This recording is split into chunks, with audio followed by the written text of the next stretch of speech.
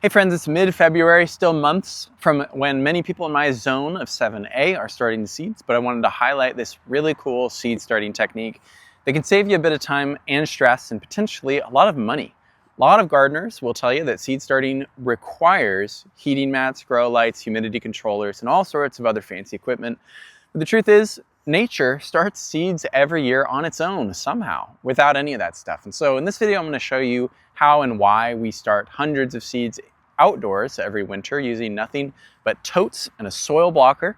So if you're watching this in the dead of winter, or maybe even a little bit later, there's plenty of time to get a big chunk of your seed starting out of the way. We're going to cover a couple ways that you can do this, how it works, and why you might want to do it. And then we'll wrap up with some of the most common questions that I get asked about winter sowing. And welcome back to the channel. If you're new here, I'm Taylor and I help gardeners explore low-cost, sustainable, and natural growing techniques. And if you'd like to receive free gardening insights on the weekly, you can sign up for my email newsletter, linked in the description, or scan the code on the screen. And so first off, a quick word on the why. We'll come back to this later on, but as I alluded to before, when you think about it, seed starting isn't entirely natural. Nature doesn't bring seeds indoors, put them under grow lights and keep the temperature controlled and all that. This way of seed starting, which we totally do, by the way, is a way of forcing seeds to germinate. We're bypassing the inherent qualities that seeds have that let them know how and when to germinate all on their own. But in nature, plants drop their seeds, the seeds go dormant in the soil, and then they wake up when it gets warm enough. And the strongest seeds germinate, the strongest seedlings survive, natural thinning happens. It all happens on its own. And this isn't to say that indoor seed starting is a bad thing, but there are some pretty serious benefits to sowing some of your seeds outdoors over the winter.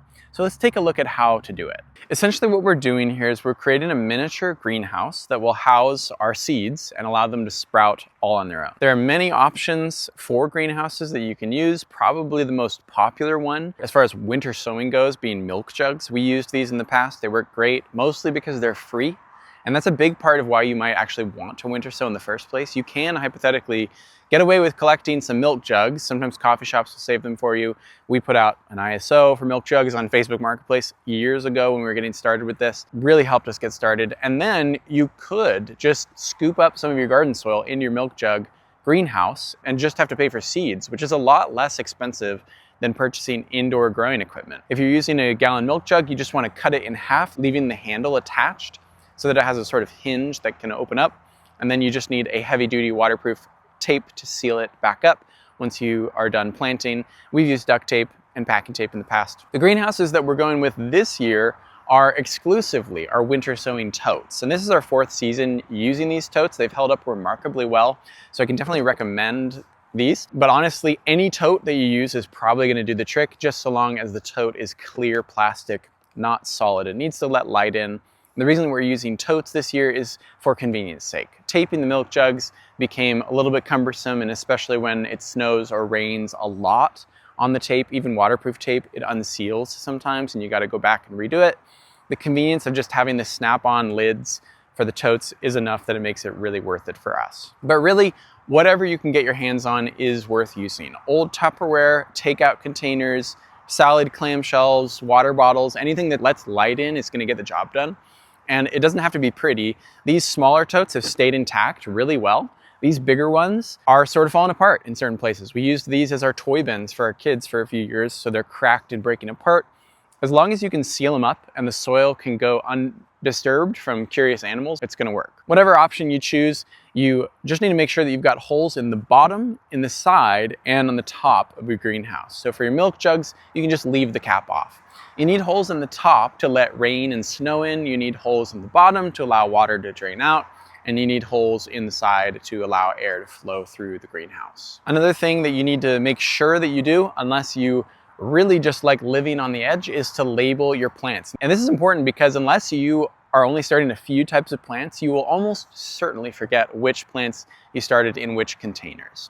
And then you'll lose track of certain varieties for sure. The thing that you want to look out for is to make sure that the label is just preserved from weathering off. We usually put our labels on the inside of the greenhouse to avoid that, but you can also just put them on the outside so long as you're not leaving the ink exposed to the elements. If you're using clear packing tape, you can write the plant variety on the tape and then cover it up with another piece.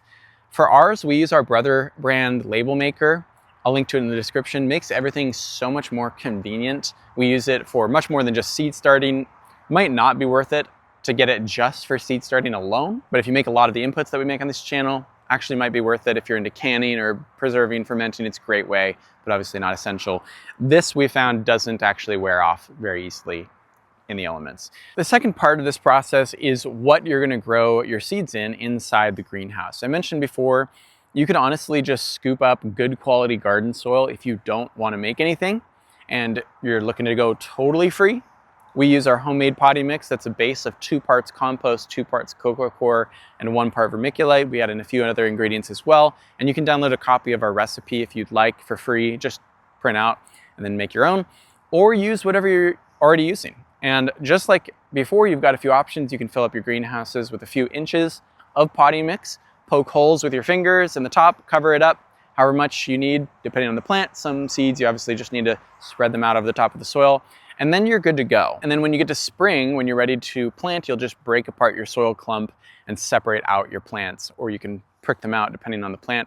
You can also put pots or plug trays inside your greenhouses, given there's enough space. We use soil blocks for almost all of our seed starting these days. Have for years now. These are so useful to us because they grow these little seedlings and you can just pull them out, pop them into the ground without really having to break apart any of the plants. Soil blocks make super healthy plant starts that we found.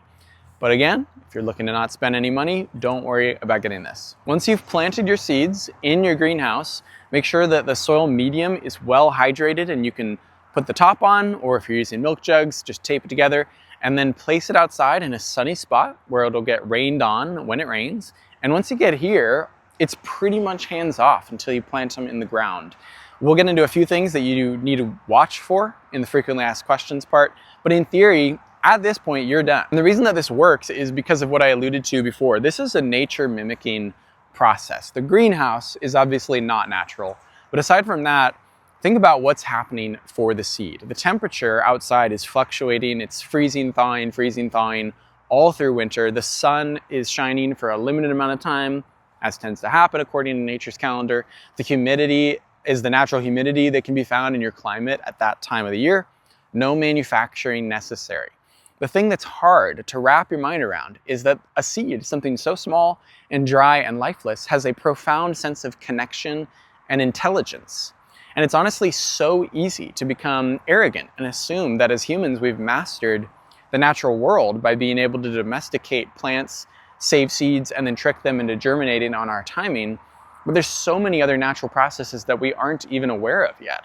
I just heard the other day about this thing that happens with native plants and native birds. Plants have co-evolved with birds over millions of years to be able to sense specific resonances, vibrations from bird songs. And when plants hear those specific bird songs that they've been hearing generationally since they emerged as a species, they open up their pores, their stomata, so that they can start photosynthesizing faster. So those birds that sing in the morning when the sun comes up are waking up the trees so that they can start soaking up as much sunlight as possible. They're working in conjunction with each other. So who knows what other things are happening that we've just totally missed? That said, one of the things that we do know is happening to seeds when they're allowed to freeze and thaw, is that the coating or the shell of the seed gradually softens and gives the seed the chance to germinate, to emerge from dormancy. And when this happens outside in the cold, it's being forced to grow in such a way that keeps itself alive in the cold. Sounds obvious when you say it like that, but this cold hardiness is going to grow a healthier, stronger plant in the long run. In a sense, we're removing the crutch of the indoor temperature, light-controlled environment so that it can grow stronger muscles. And so your winter-sown plants will start off smaller than your seedlings that you grow indoors, but in the long run, they're going to grow bigger. They're going to be more resilient to cold weather patterns and disease and pest pressure because they've had to struggle a bit to live in the first place. And this is sort of like how a baby chick needs to peck its way out of the shell on its own when it hatches. Otherwise, it's not going to have the chance to strengthen its muscles. It's not going to access the yolk sac for energy. Its blood vessels are going to be out of whack. Seeds that germinate and sprout and start growing in this cold environment are going to be more mature physiologically by the time that you put them in the ground. Their metabolism is going to be fine-tuned. You also avoid having to harden off plants that you winter sow. You avoid the risk of root rot and damping off. So long as you have proper airflow and drainage, you shouldn't have problems with algae in there. And I can remember when we first did this, and at least I was genuinely uncertain how it was going to pan out. I felt worried that our seeds weren't going to germinate, like we were just going to be wasting our seeds, or like our plants were going to sprout and then get killed off with a harsh frost.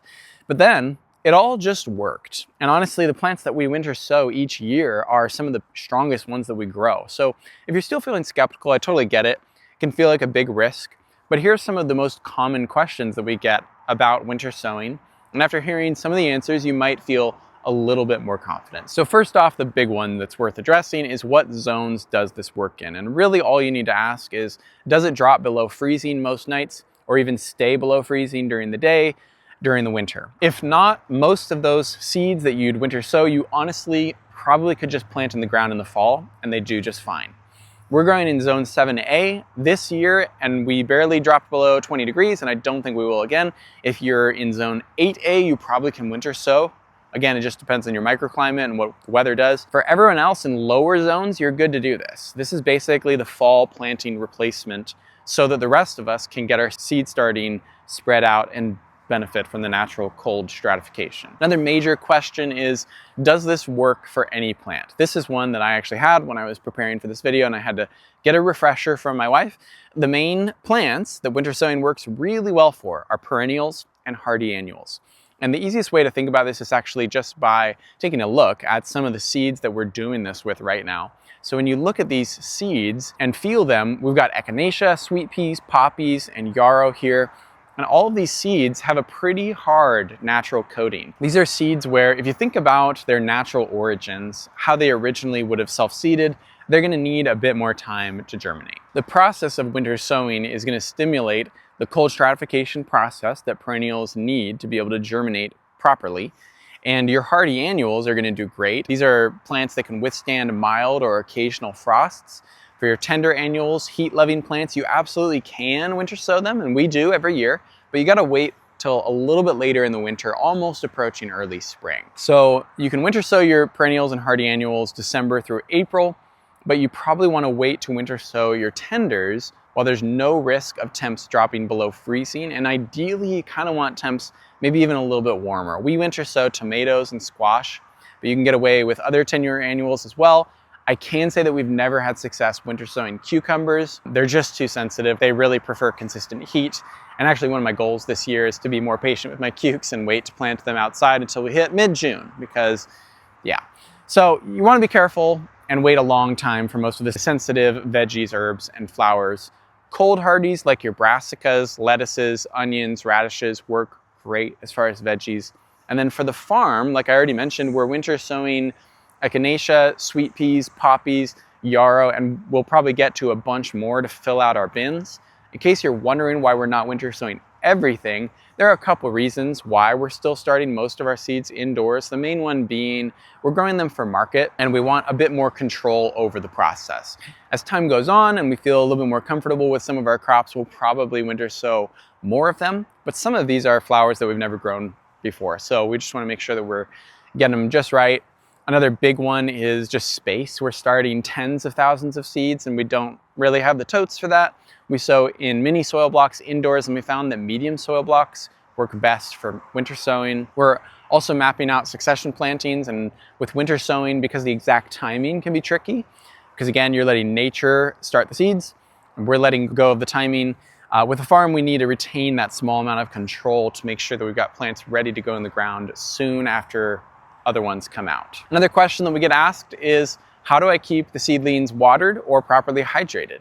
And I'll say that you do want to keep an eye on your weather. If temps are in the mid to high 30s for a few weeks and it hasn't rained in a while, you probably want to check on them and make sure that things aren't drying out. You can give them a light misting to rehydrate them. You don't want to oversaturate your plants. Just spray them with a spray bottle to get them damp again.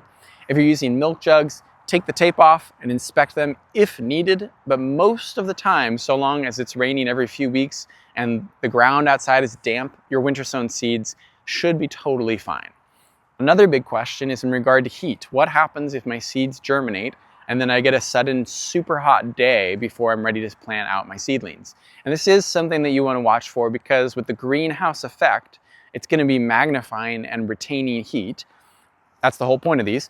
So you definitely don't want to get a blast of heat because you could kill your young seedlings. If you are going to be getting some hot weather, move your greenhouses to a shaded location and keep an eye on the shaded area temperatures to make sure that they don't get scorched.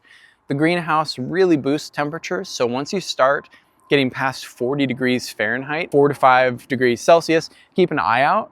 Much past that, and you're going to start approaching the danger zone temps for your seedlings. You can also cut more holes in the top to allow ventilation. If you're using milk jugs, that obviously is going to make them unusable for the next growing season.